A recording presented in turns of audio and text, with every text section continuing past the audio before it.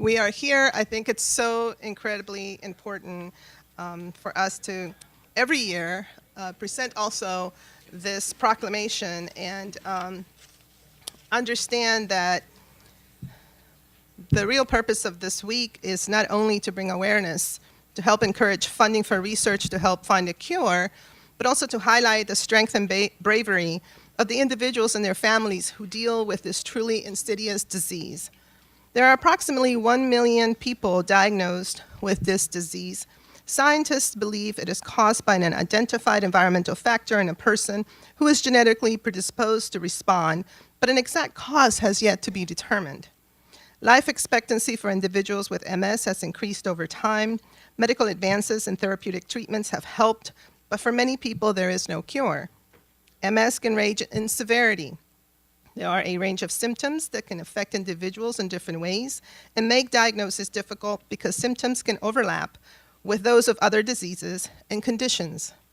It is very scary, it's a very scary thought to know that something is wrong, but not to know exactly what that something is.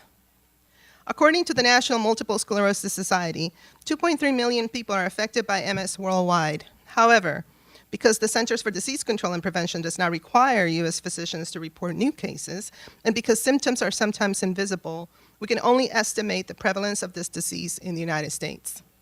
This is why it's so important to bring awareness to this disease, to move the conversation forward on not only funding research and celebrating the brave men and women that persevere with this disease every day, but to also bring awareness to the fact that there are not enough tools in our toolkit to combat this disease.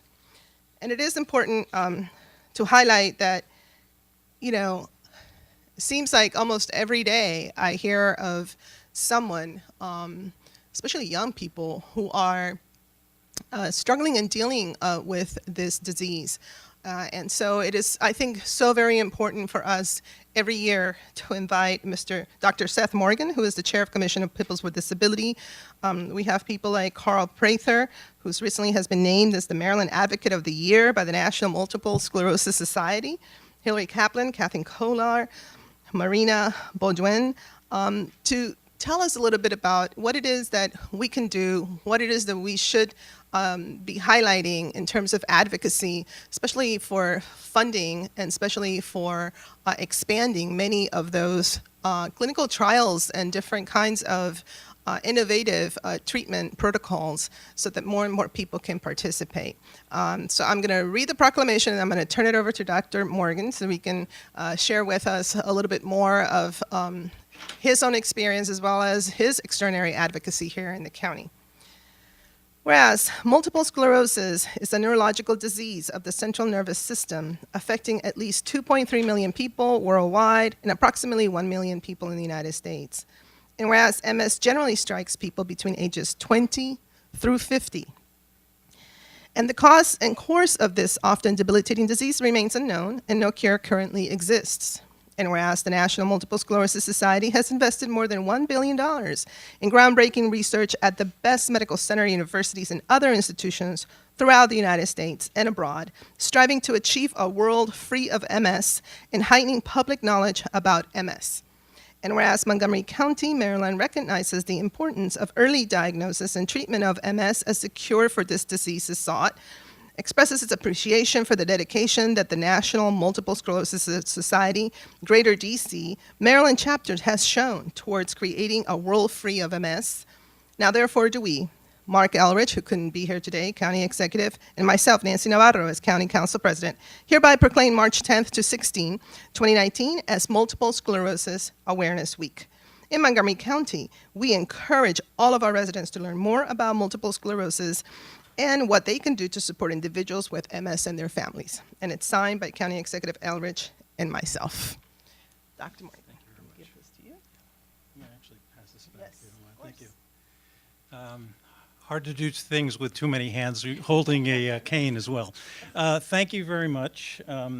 As many people who attend these meetings knows, this is a yearly event for us and for me personally. And the reason for that is that MS is, it averages 2 years between the onset of symptoms and actually diagnosing the person with the MS. And those are 2 years that you've lost the potential to treat and hopefully forestall the worsening. And if you can find the right medication for that individual, that'll keep them in the workforce longer, that'll make them less dependent on the rest of society. And it's important to understand that this is a disease, as you pointed out, of young adults most frequently. Obviously, there are people at either end of the spectrum, but generally it has onset between the ages of 20 and 50. And part of the problem with the diagnosis is that there's no one test that makes the diagnosis of MS. It is a disease that is diagnosed based on symptoms and based on some testing results, but not ones that are frequently used in routine general medical care. The issue with MS diagnosis is I think we've all probably had the experience of hearing, at least, if not we haven't heard it personally, of a physician who it's a very confusing disease for the physicians as well. And they say, it's psychosomatic, it's all in your head.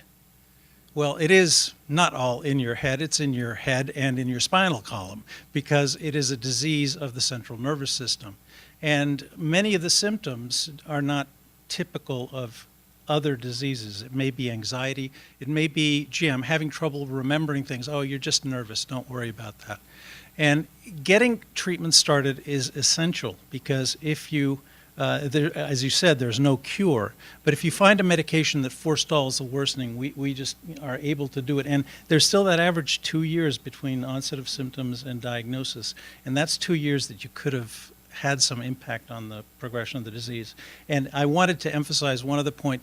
The MS Society has invested more than 1 billion, B with a B, in research because they are, obviously we can't depend on them to do all the research, but they are committed to finding this cure as well, and we all hope that they will. So I'm giving you my pitch because I want to reach that one person who is having trouble with symptoms and their doctor isn't quite understanding why. Think about MS, because it is a disease that is complicated even for physicians to make. So thank you very much to the County Council and the County Executive for this proclamation, and I'll see you again next year. Yes, indeed. All right. We will do that. Thank you very much. Of course, and I think we're going to take a photo, and I'd like to ask my colleagues to